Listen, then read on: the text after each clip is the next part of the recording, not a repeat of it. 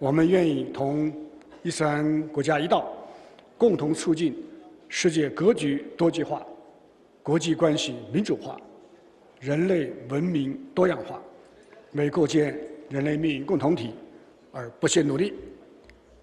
最后，再次感谢巴基斯坦成功主办今天的外长会，也对巴基斯坦的国庆日表示我们最衷心的祝贺。预祝会议圆满成功，谢谢各位。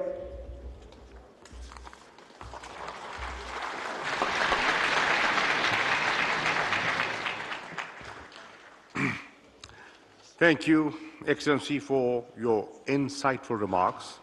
We are grateful indeed for your gracious presence. I now request His Excellency, Mr. Imran Khan, Prime Minister of the Islamic Republic of Pakistan, to make his keynote address.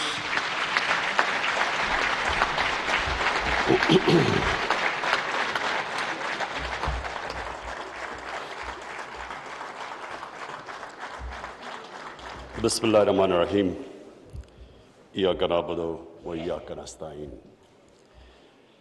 Secretary General OIC Hussain Brahim Taha, Foreign Minister, Kingdom of Saudi Arabia, Prince Faisal bin Farhan Al Saud,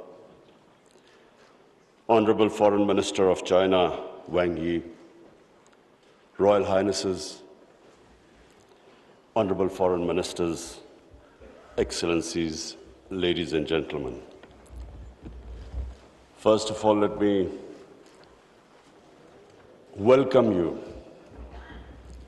with great joy and happiness on this 48th Foreign Ministers OIC meeting.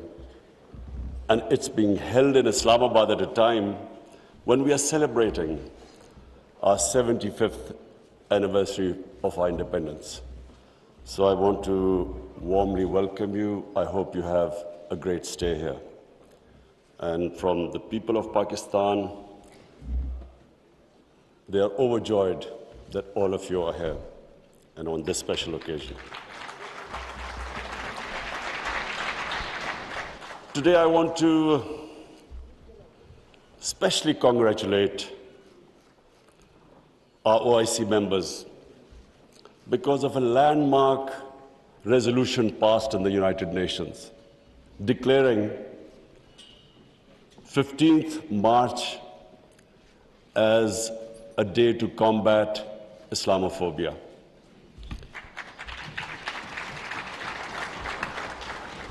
But I want to remind people why 15th of March. 15th of March was a day when a gunman walked into a mosque in New Zealand and shot dead 50 people. Why did he shoot them? Because he felt that all Muslims were terrorists. Where did this Islamophobia grow and was allowed to keep growing? After 9/11. What happened after 9/11? Unfortunately, this narrative of Islamic terrorism, Islamic radicalism, this narrative went on unchecked. Respected foreign ministers, I have spent a lot of my life in England, touring all over the world as an international sportsman. And I understand the Western civilization probably much better than most people. I went to university there and then used to spend half my year playing sports in the summer in England. Now I saw this growing. After 9/11, this Islamophobia kept growing. And the reason was, I'm sorry to say, that we, the Muslim countries, did not do anything to check this wrong narrative. How can any religion have anything to do with terrorism? How was Islam equated with terrorism?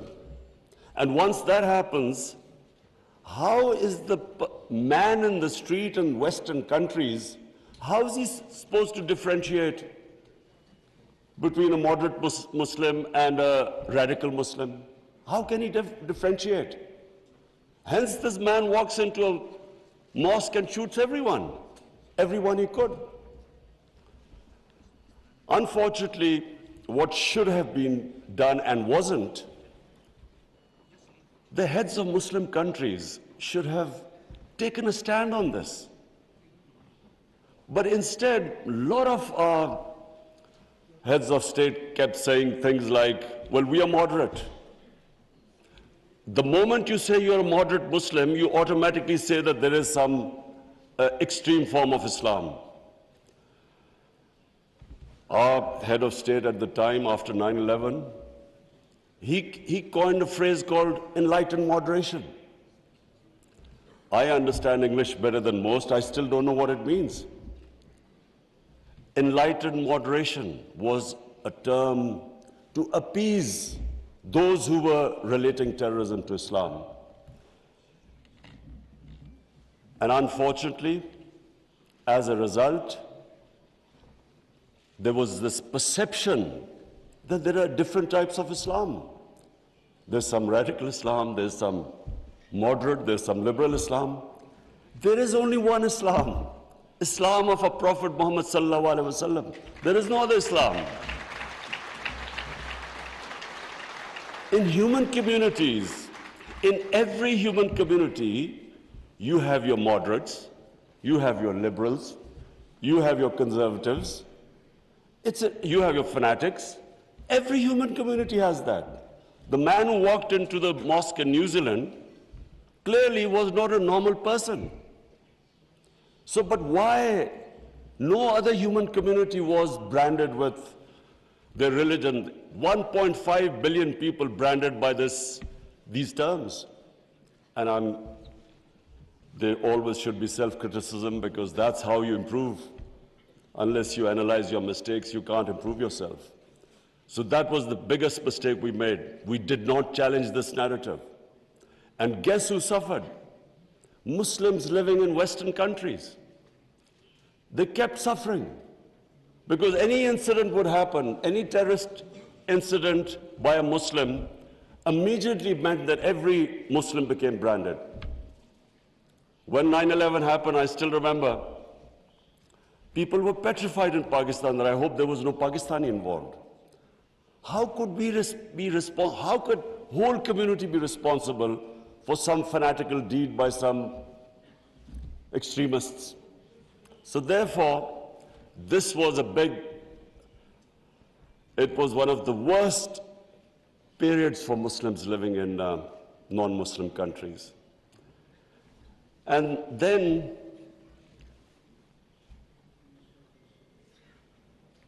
in 1989, there was a book called Satanic Verses, written by a Muslim who knew, because he came from a Muslim family, he knew the reaction in the Muslim world, amongst the Muslims, if he insulted or mocked or ridiculed our Holy Prophet, peace be upon him. But what happened after 1989 was, rather than again the Muslim world coming up with an intellectual narrative, trying to explain to them that why do we feel, why are we so hurt when our Holy Prophet is ridiculed? Why does it hurt us so much? Living in and knowing the Western societies, I knew why they couldn't understand, because they do not treat religion like we do. Jesus Christ is not treated the way we in the West, the way we treat our Holy Prophet here. So they couldn't understand what was going on. Why were there demonstrations? Why were there death threats to Salman Rushdie? So they kept thinking that the Muslims do not allow freedom of expression. So Muslim world is intolerant. It doesn't allow freedom of expression. They were able to vilify our religion. And yet there was no coherent response from the Muslim world. And therefore, we kept into the cycle. Every few years, there would be some cartoons, insulting cartoons against our Prophet. Every few years, there would be something insulting him. We would respond. There would be some act of extremists. They would not respond. So this Islamophobia, this cycle, kept getting worse. And poor Muslims living in Western societies kept suffering. So that's why I'm really pleased that for the first time it has been acknowledged that Islamophobia is a reality and something needs to be done about it. And from now onwards, we hope that we will be able to put forward a narrative that why it hurts us so much. And honorable foreign ministers, let me just say that I only came into politics 25 years ago. I was watching this Islamophobia building up in Western societies. But two, I wanted my country. We were the only country which became independent in the name of Islam. And so,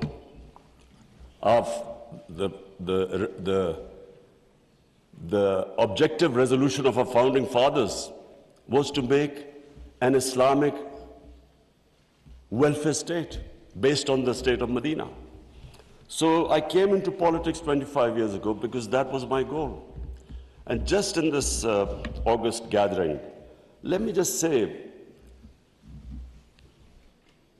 in the history of mankind, there was never a more just and humane state.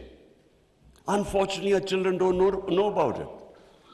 Even we in Muslim countries don't know that the modern state our Prophet created. Forget about Western countries or non-Muslims. How would they know about it when we ourselves don't understand that he created a state which laid the foundation of one of the greatest civilizations in human history for the next few hundred years. And that foundation was laid in the state of Medina. So what was that foundation?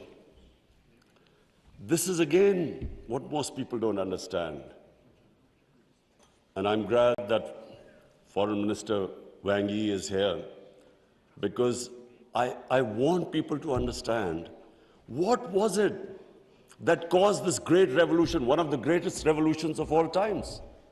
The state of Medina was one of the greatest revolutions. What was it? Number one, our Prophet was given the title in our holy book, the Quran, as Rahmatul lil Alameen, mercy for mankind, not mercy for Muslims. He came as a mercy for mankind. He came to unite mankind, not divide mankind.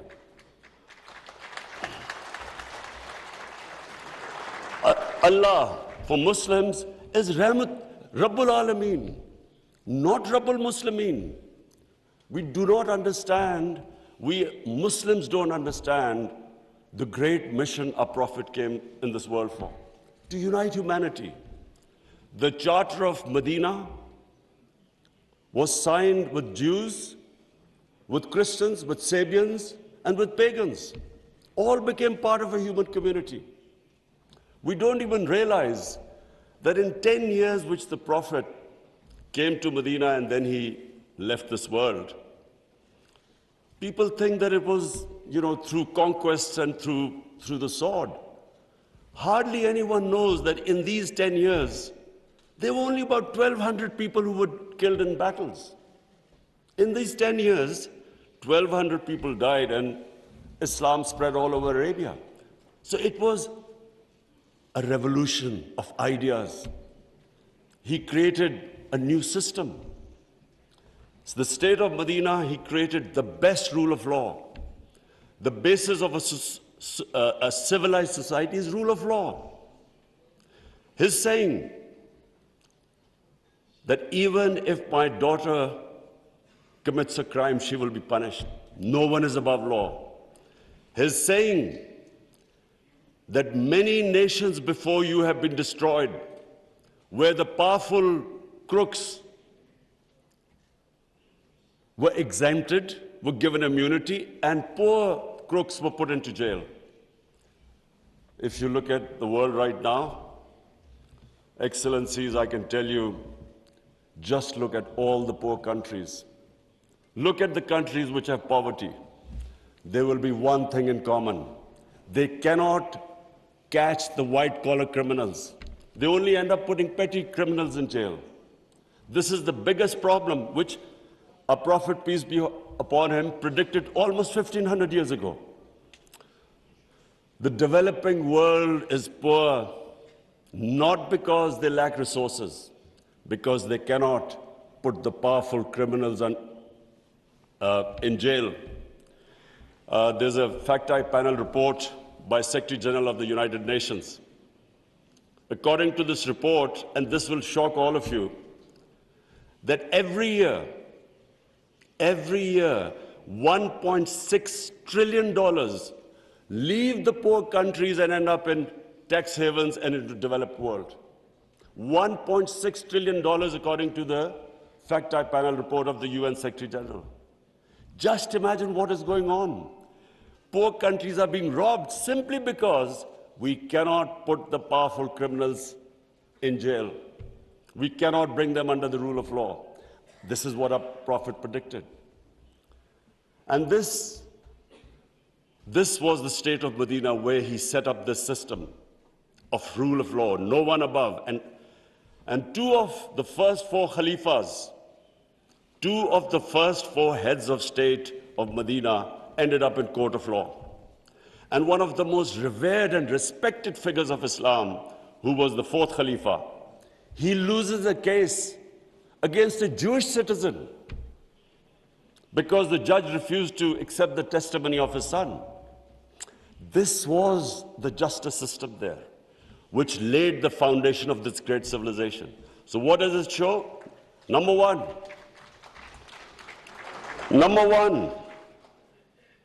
that minorities were equal citizens.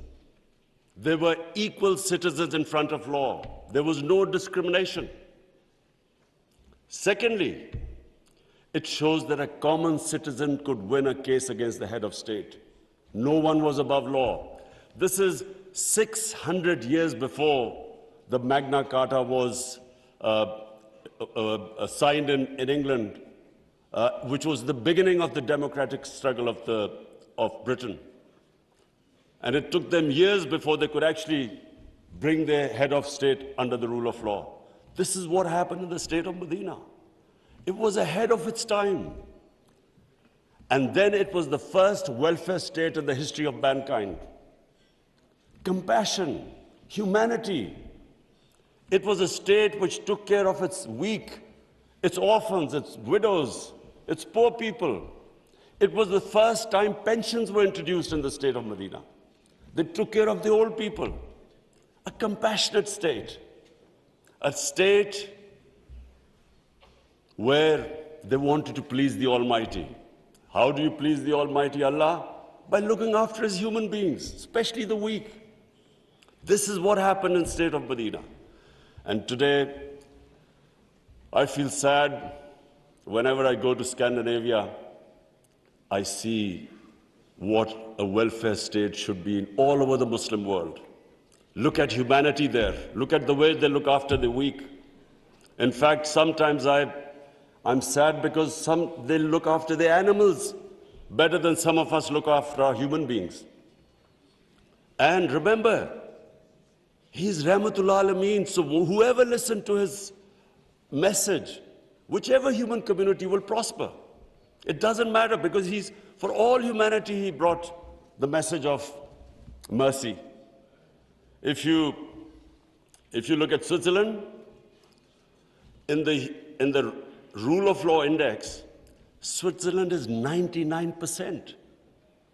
99%. So with hardly any resources, it is one of the most prosperous countries in the world. So as I said, anyone who goes by the model of Medina will prosper. And then, quest for knowledge. Foreign Minister Wang Yi, you'll be surprised, one of our prophets saying, he said, even if you have to go to China to learn and quest for knowledge, you must go there. Now, first, China at that time was center of knowledge, but it meant even risking your life. Going from, at that time, Arabia to China meant you might not come back. So that was the quest of knowledge. You have to seek knowledge from cradle to grave.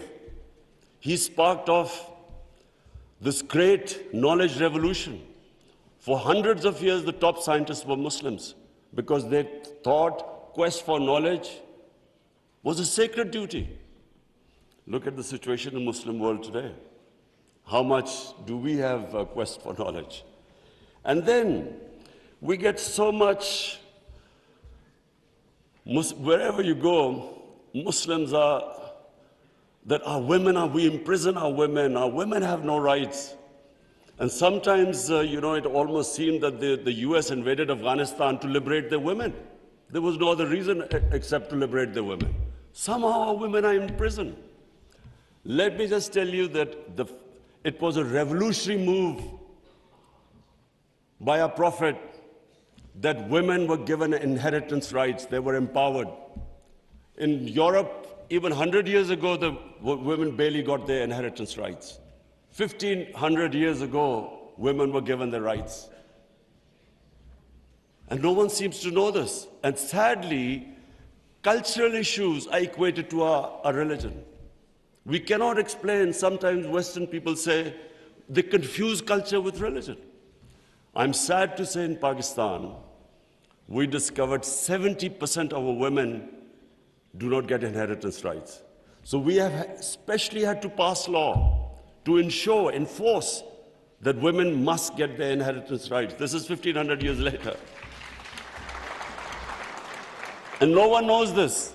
Slaves, honorable foreign ministers, nowhere in human history has this happened. That slaves became kings.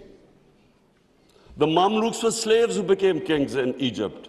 In India, there was slave dynasty that became kings. Why? Because the Prophet said, treat your slaves as family members. Best to free them, if not, treat them as equal family members. So he was the greatest human being that ever stepped foot. There'll never be a human being like them. Anyone close to the Prophet became leaders. If you read the book, The Arab Conquest, everyone became a leader, whoever was near the Prophet. And our generations don't understand that, and neither have we been able to explain to anyone else. Let's not confuse Muslim imperialism with the 10 years of Prophet in Medina. Let's not confuse that, because that was not what the Prophet preached, where the Muslims went all over the world conquering. It is not what the Prophet's, the whole revolution was of ideas.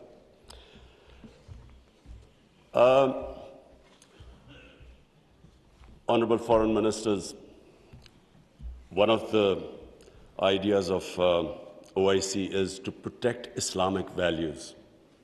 So now I will say something which is completely different. I believe that Islamic values never have been so much under threat as they are right now. And I bring this to this August assembly because when I became the Prime Minister, I asked the police chief, asked him what the crime chart. I was amazed to note that sex crime, child abuse and rape is the fastest growing crime in this country. So we did further investigation. We discovered that the mobile phone, the sort of pornographic material available on the mobile phone to children, this has never happened in human history. So the material available is causing havoc in our society without us knowing. Parents don't know what's happening when the child goes into his room or something. They don't know what he's watching on his mobile phone. It is very important that this August forum we should plan how to combat this, because it is already having a huge impact. We have a rise in divorces. We all know that the more vulgarity, the more a society gets permissive, it has a direct impact on the family system. One of the most important things about Islam is that our religion protects the family system. We have values like we respect parents, we have respect for our teachers, but the culture that is coming through social media, we really need to think carefully, how are we going to protect our generations? I have formed in Pakistan a Rahmatul Alameen authority of scholars. The whole purpose is, how are we going to give an alternate point of view to our children? Cartoons, how do we, because children get influenced from that age onwards. How do we strengthen our children against this unpredictable social media revolution? How do we know where it is going?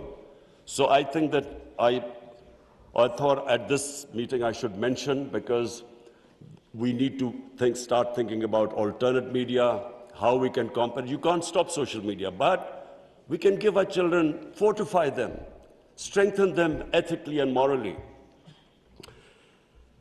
Now I come to two important political issues. One is Palestine and the other is Kashmir. Honorable Foreign Ministers, we have failed both the Palestinians and the people of Kashmir. I'm sad to say that we have been able to make no impact at all. They don't take us seriously. We are a divided house, and those powers know it. We are 1.5 billion people, and yet our voice to stop this blatant injustice is insignificant. We are not talking about conquering some country. We are simply talking about the human rights of the people of Kashmir and Palestine, the international law, which is on their side, United Nations Security Council resolutions that back their right. In Kashmir, the international community promised them the right to decide their own destiny through a plebiscite. That right was never given to them. In fact, the special status of Kashmir was taken away illegally by India on 5th August 2019. Nothing happened because they feel no pressure. They feel we can make a resolution and then, back to our usual business. I'm not talking about altering our foreign policies. All of us countries have our different foreign policies. But on core issues, I'm asking the OIC that unless we have a united front, we will keep these abuses will happen. Like in Palestine, it's daylight robbery going on in Palestine. The only hope I have is now, because of social media, first time in Western countries, there's awareness of what's going on to the poor Palestinians. That is, so far, much more than the OIC. It's the mobile phone and the spread of information of the injustices being done to the Palestinians. That is the best, at the moment, the best way to protect them, not us. In Kashmir, it's a war crime, according to the 4th Geneva Convention, to change the demography of an occupied land. India is changing the demography of Kashmir by making the Muslims from a majority to a minority, by bringing in settlers from outside. This is a war crime. Yet no one is pushed about it. Neither India is pushed nor Israel, because they think we are ineffective. So, Honorable Foreign Ministers, let me just say that the way the world is headed, I'm afraid it's headed the wrong way. There's a Cold War almost started. There is a chance of world being divided into blocks. We 1.5 billion people, unless we are united, unless we take a united stand, we'll be nowhere. As what I'm scared to say where the future is headed right now. Before I come to Ukraine, I just want to talk about Afghanistan. It is extremely important that we stabilize Afghanistan. After 40 years, and no nation has suffered as the people of Afghanistan. 40 years of conflict. Finally, there is no conflict going on. The only danger now to Afghanistan is that through the sanctions and non-recognition, they might end up having a humanitarian crisis. Already the people are falling below the poverty line. Already there's a brain drain going on. So it's extremely important that we help the people of Afghanistan. And I say this because a stable Afghanistan is the only way, I repeat, it's the only way we are going to be able to stop international terrorism from Afghan soil. No other country is going to be able to do it. Let's not be delusional that some other country will come in and sort of through drones or something fight terrorism. It's not going to happen. The only hope is a stable Afghanistan government that can take care of international terrorism. I want to add a word of caution. Anyone who knows the Afghan character should be cautioned that please do not push the people of Afghanistan to do things where they feel that their sovereignty is being threatened. They are very proud, independent-minded people. They have always fought for their sovereignty for hundreds of years. They do not like the idea that someone is dictating to them. So I would caution that let's help them, let's encourage them, let's get them involved in the international community. And I believe that the people of Afghanistan are strong enough to evolve and go in the right direction. But please let's remember that the Afghan character does not like outside interference. And finally, I come to Ukraine. I'm, like I think everyone here and the rest of the world, we're all worried about what's going on there. May I suggest that the OIC, during its discussions, the foreign ministers, we should think about how we, represent 1.5 billion people, how we can mediate, how we can bring about a ceasefire, how we can try and put an end to the conflict. I'm going to meet His Excellency Wang Yi after this, and I want to discuss how maybe OIC, along with China, how we can all step in and try to stop this conflict, which is going to have, if it keeps going the way it is, it will have great consequences for the rest of the world. I have already, as the head of the government here, I can tell you that we are already suffering. Oil prices have gone up, gas prices have shot up, wheat prices have gone up because of this war. And if this keeps continuing, this is only going to get worse. So therefore, we should, all the countries which are non-partisan, we are in a special position to be able to influence this conflict.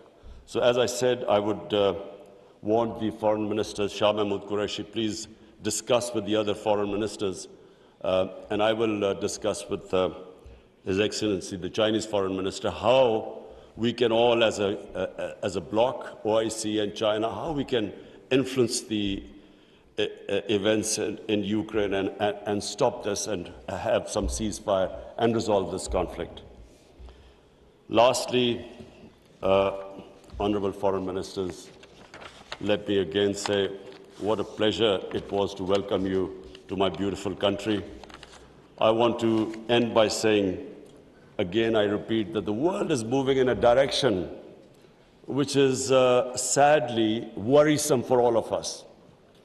In bloc politics, in Cold War, and let's just 1.5 billion people we keep underestimating the strength we have. Somehow we lack self-belief. As a sportsman, I can tell you that a team that has self-belief will defeat a team that is far more talented but doesn't have self-belief. We don't have self-belief. We somehow look to others to help us and get justice. But as where the world is headed, it is extremely important that we get united and on certain core issues take a stand. And let's not be dragged into this, into blocks, into the conflicts. We should stay as a bloc and show our power in bringing about peace rather than becoming part of some conflict. Thank you very much.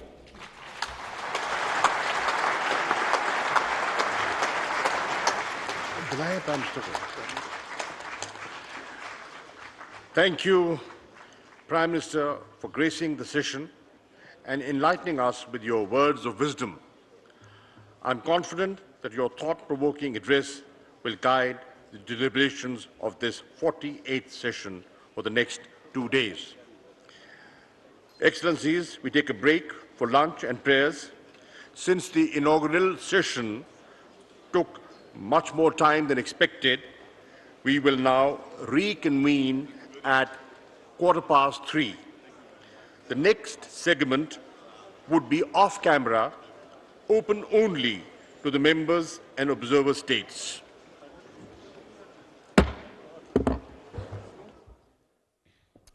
जी अस्सलाम वालेकुम और इस खुसूसी transmission में जो कि 48वां OIC का इजलास जारी है, मैं हूं आपके साथ जावेद इकबाल। मैं हूं आसमा इकबाल। अब से कुछ देर पहले आप इस इब्तिदाई जो सेशन हो रहा था उसमें आखिरी खिताब वज़ीर आज़म इमरान खान का देख रहे थे और वज़ीर आज़म इमरान खान ने इस्लामोफोबिया के हवाले से भी बात की। मजमूई तौर पर अगर हम बात करें तो इस जो कॉन्फ्रेंस है इसका जो थीम रखा गया है उसमें भी और इसके एजेंडे में भी इस्लामोफोबिया के हवाले से जो अक़वाम मुत्तहिदा में करारदाद पास हुई है उसके हवाले से तफसील से बात की गई और वज़ीर आज़म इमरान खान ने बताया OIC ममालिक के इस जो वज़राए ख़ारजा हैं, नुमाइंदा वज़राए ख़ारजा हैं कि किस वजह से इस्लामोफोबिया फैला। फिर इसके साथ साथ उनका ये भी कहना था कि उम्मत मुस्लिमा को भी इकट्ठा होना होगा, मुत्तहिद होना होगा ताकि पूरी दुनिया तक पैगाम पहुँचाया जाए और इस्लाम के हवाले से पूरी दुनिया को बताया जाए।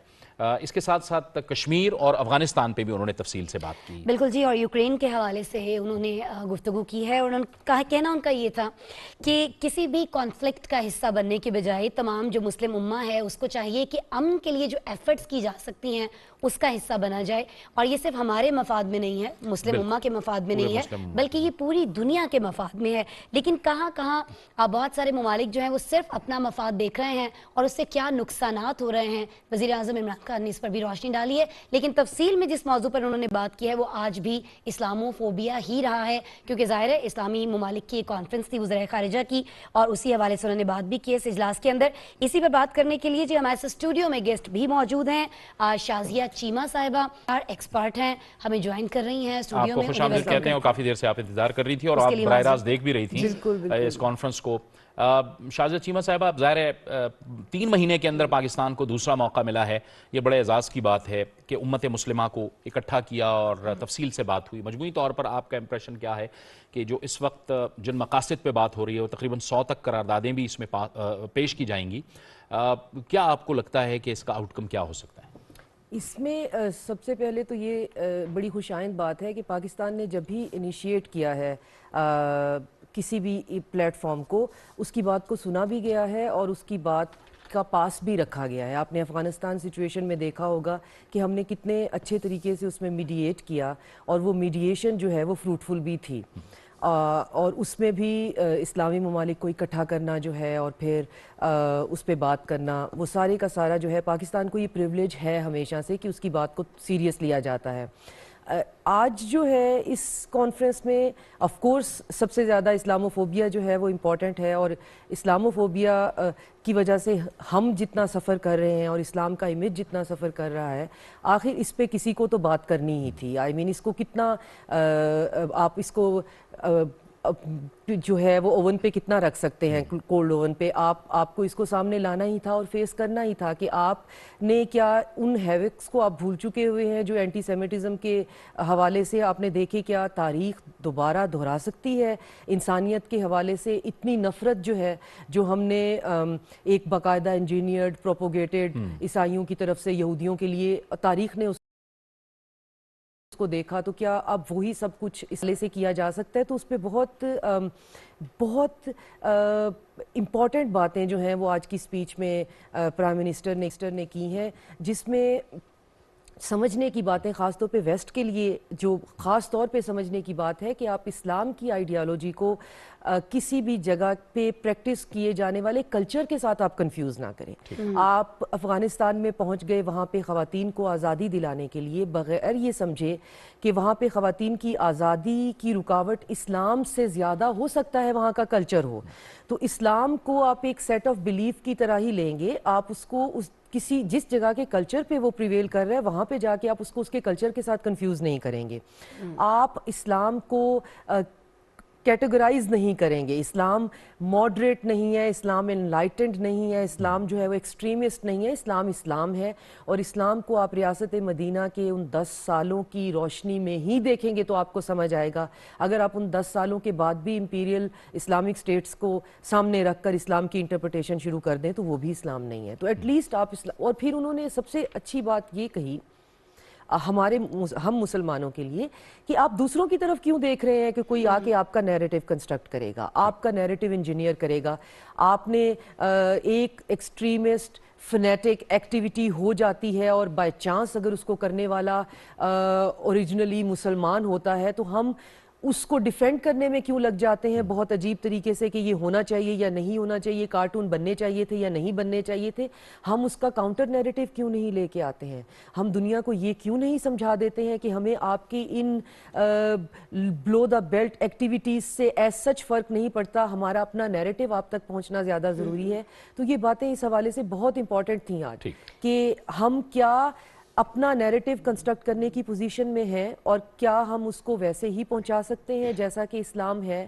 اور اسلام جو ہے وہ خانوں میں بڑھی ہوئی چیز نہیں ہے, اس کو آپ کلچرل فیبرک سے بالکل الگ کر کے دیکھیں گے اس کی تعلیمات کو. تو یہ بہت خوشائند چیز تھی, اس پہ پریکٹیکلی ہمیں کام کرنے کی ضرورت ہے. اقوام جنرل اسمبلی میں جو ان کا UNGA میں خطاب تھا اس کے بعد آج ہم نے دیکھا کہ انہوں نے کافی ڈیٹیل میں اسلاموفوبیا کے حوالے سے بات کی ہے. اچھا, ایک اور چیز, وزیر اعظم عمران خان نے کہا کہ تقریباً 1.4 بلین ڈالرز جو ہیں وہ ترقی پذیر ممالک سے ہر سال ترقی یافتہ ممالک کو منتقل ہو جاتے ہیں. یہ وہ چیز ہے جس پہ وزیر اعظم عمران خان جب سے انہوں نے اقتدار سنبھالا ہے اس روز سے بات کرتے چلے آ رہے ہیں کہ یہ بہت سارے مسائل کی جڑ ہے. اس کو اس اجلاس کے اندر سمجھا جائے گا, وہ ریاکشن یا وہ اقدامات لیے جائیں گے خاص طور پر ترقی یافتہ ممالک کی جانب سے, مسلم ترقی یافتہ ممالک کی جانب سے جو لیے جانے چاہیے. اس میں آسمہ یہ ہے کہ کیا چیز کیا ریئیکشن لے کر آتی ہے وہ تھوڑا سا پری میچور ہوگا کہ ابھی ہم اس پہ بات کر سکیں کہ کیونکہ ہم نے اب بہت سے چیزوں پہ دیکھا ہے اور آج اگر ہم اس پہ بات نہیں کریں تو یہ تھوڑی ڈس آنیسٹی ہو جائے گی کہ ایون فلسطین اور کشمیر کے مسئلے پہ بھی سارے اسلامی امہ جو ہے وہ ایک پلیٹ فارم پہ نہیں ہے. اور یہی بات آج ہوئی بھی ہے کہ ہم نہیں ایک نیریٹو لے کے چلتے.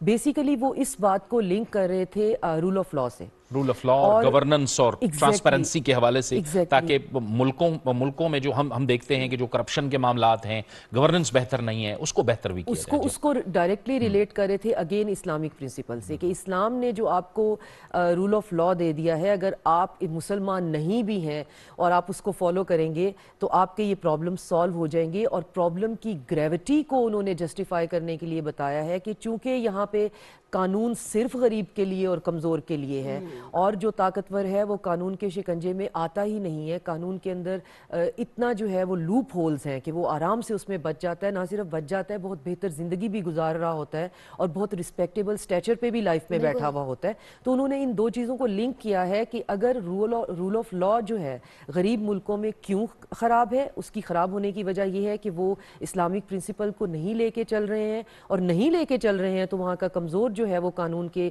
دسترس میں ہے اور وہاں کا امیر جو ہے وہ قانون سے بچا ہوا ہے. اور اس کو ایگزامپلیفائی کیا ہے کہ امیر جو قانون سے بچا ہوا ہے وہ وہاں کے غریبوں کے ساتھ نہ صرف یہ کہ ان کا حق مارنے کے علاوہ کیا کر رہا ہے, اس ملک کی دولت کو وہ ٹرانسفر کر رہا ہے آلریڈی امیر ملکوں میں, اور اس پہ کوئی روک بھی نہیں رہا ہے. آپ ایک جگہ پہ حق غصب کر رہے ہیں, وہاں پہ حق لوگوں کا چھین رہے ہیں, دولت اکٹھی کر رہے ہیں, اس کی کوئی اکاؤنٹیبلٹی نہیں ہے, اس ملک کے ریسورسز اکٹھے کر رہے ہیں اور پھر ان ریسورسز کو دھڑلے سے ٹرانسپورٹ کر رہے ہیں. اور وہ فگر انہوں نے کاؤنٹ کیا ہے کہ اس پہ ضرور آپ کو دیکھنا پڑے گا کہ بحیثیت ٹوٹیلٹی میں اسلامک ممالک کے ریسورسز کا پرابلم نہیں ہے. آپ نے دیکھا کہ ریسورسز تو ہمارے پاس بہت ہیں, منرل سے لے کر آپ نیچرل گیسز اور آئل سے ہمارے پاس بہت کچھ ہے. ایون ایگریکلچر میں دیکھیں, افریقہ میں, ہمارا ساؤتھ ایشیا میں ہم ایگریکلچری ہم بہت آئیڈیل جیوگرافک لوکیشنز ہیں, لیکن کیوں ہم اتنا پنپ نہیں پاتے ہیں؟ کیونکہ رول آف لا نہیں ہے, اور رول آف لا کو وہ ہمیشہ سیمولیٹ کرتے ہیں